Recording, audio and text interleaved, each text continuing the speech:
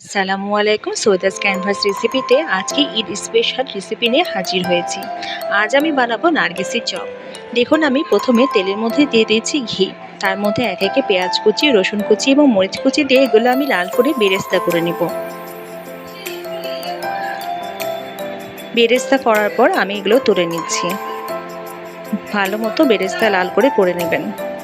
আমি আগে থেকে আলু এবং ডিম সিদ্ধ করে নিয়েছি। এবার ডিমটা বাদ দিয়ে আমি আলুগুলো খুব ভালোভাবে ম্যাশড করে নেব। দেখবেন একদম ভালো মতো মেখে নিতে হবে, যাতে কোনো ধরনের গোটা না হয়ে থাকে। এবার আগে থেকে ভেজে রাখা পেঁয়াজ, রসুন, মরিচ বেরেস্তাগুলো আমি দিয়ে দিচ্ছি। এরপর এর মধ্যে একে একে আমি দিয়ে দিব রসুন বাটা, আদা বাটা, জিরা গুঁড়া, হলুদ গুঁড়া, লবণ, ধনিয়া গুঁড়া, শুকনো মরিচ গুঁড়া, শাহি মশলা সামান্য পরিমাণের, গোলমরিচ গুঁড়া হাফ চা চামচ, রাঁধুনি কাবাব মশলা হাফ চা চামচ, সয়া সস হাফ চা চামচ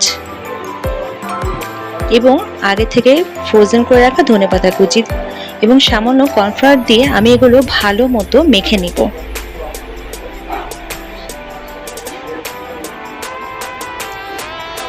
মাখানোর পর এর মধ্যে আমি আরেকটু কালারফুল করার জন্য দিয়ে দিচ্ছি জর্দা রং সামান্য পরিমাণে, আপনারা চাইলে নাও দিতে পারেন। এবার এর মধ্যে দিয়ে দিচ্ছি অরুর ঘি 1 চা চামচ, এতে ফ্লেভারটা ভালো আসে। এবার আমি প্রসেসটা দেখিয়ে দিচ্ছি। আগে হাতে নিলাম সামান্য আলু, এরপর আমি গোটা ডিমটা দিয়ে দিব, তার উপর দিয়ে দিব আরও কিছুটা আলু। তারপর আমি ফুটবল শেপ করে নিয়ে তৈরি করে ফেলবো নারগিসের চপের মেন ডিজাইনটা। আপনারা চাইলে অন্যরকম শেপও করতে পারেন, তবে আমি গোল শেপ দিয়েছি এবং এটাই হচ্ছে মেন স্টেপ বলা যায়। আমি 2টি পিস করে নিয়েছি, 2টা ডিম দিয়ে। এরপর আমি বেসনের মধ্যে এটা চুবিয়ে ভাজবো। বেসনের মধ্যে আমি আদা বাটা, রসুন বাটা, হলুদ এবং লবণ দিয়েছি এবং ডুবো তেলে আমি এটা ভালো করে ভেজে নিচ্ছি হালকা আঁচে। দেখবেন যাতে ভিতরে কাঁচা না থাকে। ব্যাস হয়ে গেছে। তারপর আমি সুন্দর করে এটা কেটে ফেলবো। বাচ্চাদের জন্য কিন্তু এটা খুবই স্পেশাল একটা আইটেম। বাচ্চাদের করে দিলে ওরা কিন্তু নিমিশে খেয়ে ফেলতে পারবে। যারা ডিম পছন্দ করে না তারা এভাবে খেতে পারেন। কাটার প্রসেসিংটাকে অবশ্যই আপনারা ফলো করবেন। আমি ফার্স্টটা ডিমটা ভালো মতো কেটেছি, পরের ডিমটা একটু উঁচবিশ হয়ে গেছে।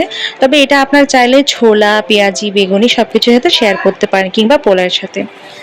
এই পর্যন্তই। Stay with us, Saidas canvas. আল্লাহ হাফেজ।